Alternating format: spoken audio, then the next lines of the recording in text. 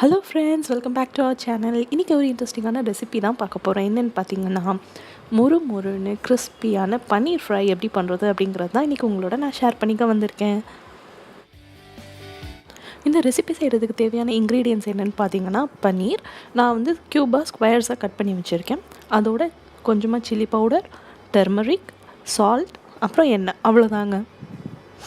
அதோட வேணும்னா இஞ்சி பூண்டு விழுது நீங்கள் ஆட் பண்ணிக்கலாம். நான் இன்றைக்கி ஆட் பண்ணலைங்க. நீங்கள் நம்ம சேனலுக்கு புதுசுனா ப்ளீஸ் அந்த சப்ஸ்கிரைப் பட்டனை கிளிக் பண்ண மறந்துடாதீங்க. அதோட பக்கத்தில் இருக்க பெல் ஐக்கானையும் கிளிக் பண்ணுங்கள். உங்களோட லவ் அண்ட் சப்போர்ட் எனக்கு கண்டிப்பாக தேவை. வாங்க இப்போ எப்படி செய்கிறதுன்னு நம்ம பார்க்கலாம். முதலே நான் சொல்லி இந்த மாதிரி பன்னீரை க்யூப்ஸ் போட்டு வச்சுருக்கேன் இல்லையா, அதை வந்து ரொம்ப சின்னதாக போட்டுறாதீங்க, இல்லைன்னா உடைய ஆரம்பிச்சிடும். ஸோ அதனால் ஓரளவுக்கு மீடியம் சைஸ் போட்டால் தான் வந்துட்டு நல்லா கிறிஸ்பியாக வரும். ஸோ இந்த மசாலாவில் என்னெல்லாம் போட்டிருக்கேன் அப்படின்னு பார்த்தீங்கன்னா, ஒரு ஸ்பூன் எண்ணெய் விட்டுருக்கேன். அதில் வந்து மிளகாப்பொடி, மஞ்சள் தூள் அண்ட் உப்பு உங்கள் காரத்துக்கு ஏற்றாப்புல, உங்கள் டேஸ்ட்டுக்கு ஏற்றாப்புல நீங்கள் போட்டுக்கோங்க. போட்டு இதை முதலையே நல்லா மேரினேட் பண்ண போகிறோம். ஏன் நம்ம இது பண்ணுறோன்னா, நம்ம தவாவில் வந்து பன்னீர் போட்ட உடனே கொஞ்சம் நேரத்துக்கு நம்மளால் திருப்பி விட முடியாது, இல்லைனா உடைய ஆரம்பிச்சிடும்.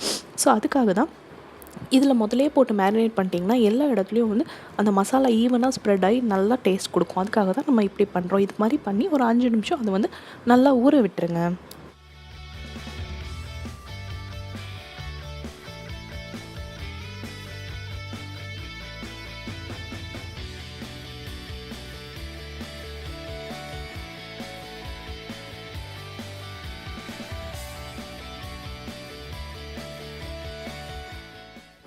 ஸோ இது மாதிரி ஒரு நான்ஸ்டிக் கடாயோ இல்லைனா வந்து தவா வச்சுக்கோங்க.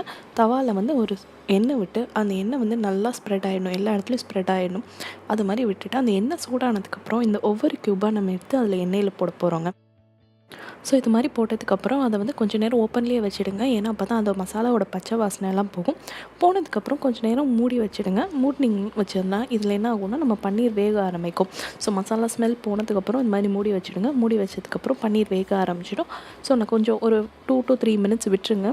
ஸோ விட்டுட்டு அதுக்கப்புறம் நீங்கள் எடுத்து பார்த்தீங்கன்னா நல்லா பன்னீர் வந்து அந்த பாட்டம் சைடு வந்து நல்லா கிறிஸ்பியாக மொறுமொறுன்னு ஆக ஆரம்பிச்சிருக்கும்.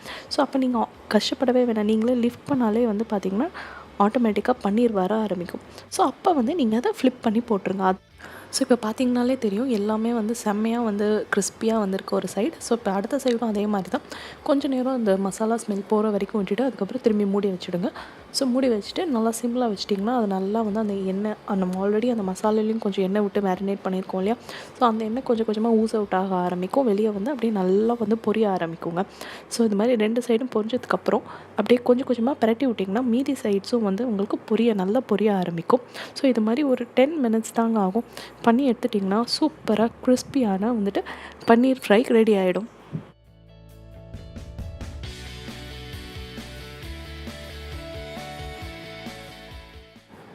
ஸோ இப்போ பார்த்தீங்கனாலே தெரியும், நான் எல்லா சைடும் நல்லா கிண்டி விட்றேன். பாருங்கள் எவ்வளோ சூப்பராக எல்லா சைடுமே நல்லா கிறிஸ்பியாக முறுமுறுன்னு வந்திருக்கு. இது நிஜமாலே ரொம்ப டேஸ்டியாக இருக்குங்க.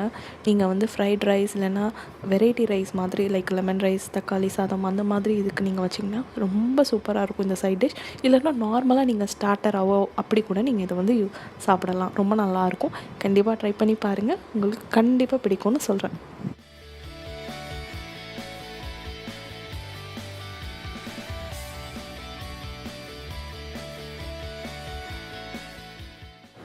ஸோ இது வந்து சர்வ் பண்ணுறதுக்கு முன்னாடி என்ன பண்ணுங்கள், ஒரு டிஷ்யூ பேப்பரில் போட்டு வச்சிட்டிங்கன்னா இதில் இருக்க எக்ஸஸ் ஆஃப் ஆயில் வந்து அந்த டிஷ்யூவில் நல்லா அப்சர்வ் ஆகிடும். ஸோ உங்களுக்கு வந்து எண்ணெய் இல்லாமல் ரொம்ப எண்ணெய் இல்லாமல் கிறிஸ்பியான மொறுமொறுன்னு பன்னீர் ஃப்ரை ரெடி ஆகிடுங்க. ஸோ இந்த ரெசிபி உங்களுக்கு பிடிச்சிருந்ததுன்னா லைக் பண்ணுங்கள், உங்கள் ஃப்ரெண்ட்ஸோட ஷேர் பண்ணிக்கோங்க. அண்ட் உங்களோட கருத்துக்களை எனக்கு கமெண்ட் செக்ஷனில் சொல்லுங்கள். இன்னொரு இன்ட்ரெஸ்டிங்கான ரெசிபியோட உங்களை அடுத்த தடவை சந்திக்கிறேன். Until then, bye bye.